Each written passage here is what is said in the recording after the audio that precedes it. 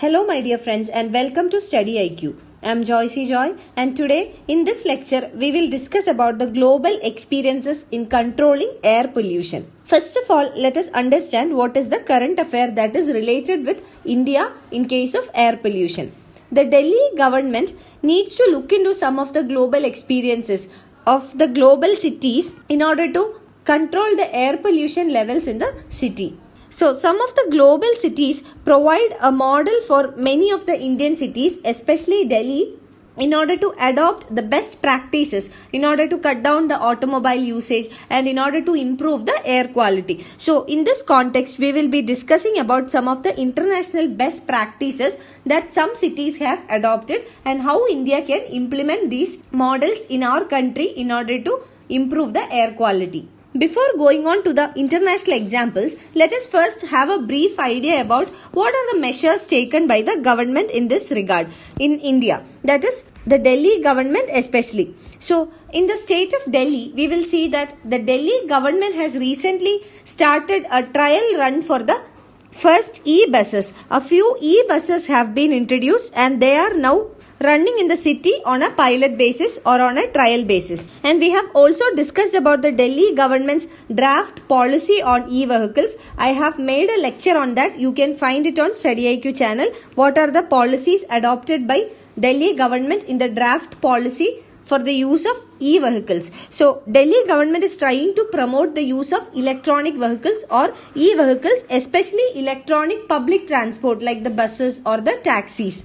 And recently, the Delhi government has flagged off a few trial run electronic buses on a pilot basis. And secondly, the Delhi government has targeted by the year 2019 that the government will add an addition of 1,000 electronic as well as 3,000 CNG buses, compressed natural gas buses to Delhi Transport Corporation. So with more electronic buses and buses that use CNG, the emission rates can be cut down. So this will improve the air quality in the city. And thirdly, the government is also trying to improve the access of public transport by creating better infrastructure in the public transport. For example, the government is trying to build modern bus terminals in Delhi so that people will be ready to switch to public transport or to buses or taxis from the private transport. So when people switch from private transport to the public transport, the number of vehicles on road will come down and this will reduce a significant percentage of the emission rates. So in order to improve the access to public transport, government is giving a particular emphasis on improving the public transport infrastructure. And also the new BS6 cleaner fuels are already selling in Delhi. And along with all these measures, new restrictions are put in place for trucks entering Delhi and also restrictions are put on the construction in Delhi. But even though all these measures are taken, far more needs to be done in order to reduce the pollution in the city and also to increase the air quality in the city. The air quality index has recently hit new heights in the city. The air quality index has topped 600 in many parts of the Delhi. And this has made Delhi one of the most polluted mega cities globally. According to WHO, World Health Organization, any reading above 25 is harmful. But in case of Delhi, it is 600. So it is alarming. Successive Delhi governments and also the Delhi High Court have attempted many a times in order to devise many solutions to overcome this problem of pollution in the city. But many of the solutions did not help to a much greater extent. And some of the shortcomings with all these problems are that these problems are mainly short-term in nature. They are short-term solutions and they lack consistency in the implementation as well. So this is the status with Delhi. And now we will move on to some of the best global practices. Let us first consider the example of the city London. The London city was an early starter in discouraging the car use or private transportation, and it is a world leader among big cities in order to put a roadblock to automobiles. So in order to encourage public transportation and to discourage private transportation, the city has put some congestion charges. So it levies certain congestion charges and this charges or levies has reduced the number of private vehicles on road. And also along with this congestion charges, From the month of April onwards, London would be charging the drivers of older petrol and diesel cars an extra fee of Euro 12.50, and this will be in addition to congestion charges. The congestion charges amounts to 11.50 euros. So, if a driver drives into the central ultra low emission zone in London, he will have to pay the congestion charges, and if he is using an older petrol or diesel car, he will have to again give the extra charge. And only electronic vehicles or e-vehicles will be exempted from this congestion charge. If you want to use your private vehicle, you can use it. In case it is not an electronic vehicle, you will have to provide or pay a congestion charge to the government. So this will promote the use of public transportation on one side, and also this will encourage the households to use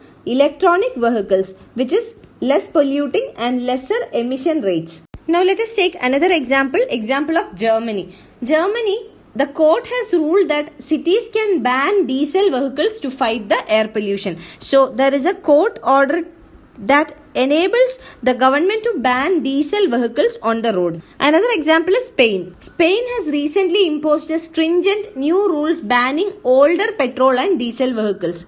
And according to the official estimates in Spain, this ban on the older petrol and diesel vehicles has already cut the number of vehicles plying on the roads by 20%, and the use of public transport has increased by 14%. And let us take another example of China. China is a neighboring country to India. And it has adopted an extensive electronic vehicle infrastructure. So the Chinese government has invested in EV infrastructure or electronic vehicles infrastructure, and the government is also providing various incentives to producers of the automobiles for producing cleaner cars. So these are all some of the global best practices. India can adopt from such models. Now let us understand what is the way ahead for India, or what India can learn from all these global best practices. Vehicular pollution alone accounts for around 1/3 of overall pollution levels in Delhi. And in order to tackle this problem, one major initiative taken was to promote the public transport through the metro services. So, metro rail project was introduced in the city in order to encourage public transport and in order to cut down the emission rates. But one major drawback with Delhi metro is that it lacks last mile connectivity, and it carries just around 5 to 6% of the total commuters. So, one major shortcoming is the last mile connectivity with the metro. So, if the government is able to provide last mile connectivity, it will encourage people to use the public transport, especially the metro services which are available in the city. This will play a major role in tackling the air pollution levels. The emission rates will come down because there will be increased use of public transportation, and the private use will come down. Secondly, many pollution checking centers in Delhi were found to be not working, and many older vehicles are still plying in the Delhi streets. So government should take a strict action with regard to pollution checking and also with regard to older vehicles. Delhi government also needs to promote public transport, taxi services like Uber or Ola, and government should also promote extensive bicycle routes in order to reduce vehicular pollution. If we take the example of Netherlands, the government provides tax credits for cycling commuters in order to encourage bicycling. So, such type of tax credit can also be considered by the Delhi government. And along with this, the government can think about the congestion charges which is imposed in London, which we have seen in the example.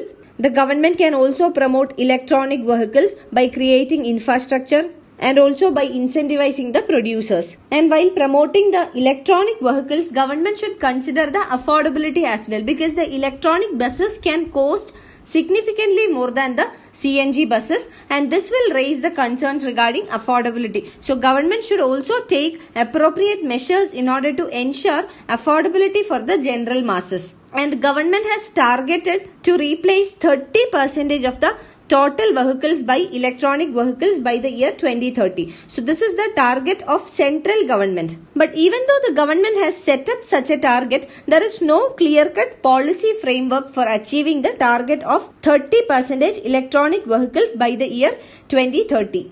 And therefore, a clear policy framework has to be laid down. And this policy framework should also include road safety for cyclists, better sidewalks or footpaths for walkers or pedestrians, etc. So all this must be included in the policy framework. So government should come up with a holistic policy framework in order to cut down the emission rates in Delhi or in any part of the country. You can find the PDF of this lecture on my Facebook page, and for any queries regarding your UPSC preparations, you can get in touch with me on my Facebook page, or you can email me at joyce.studyiq@gmail.com. Thank you.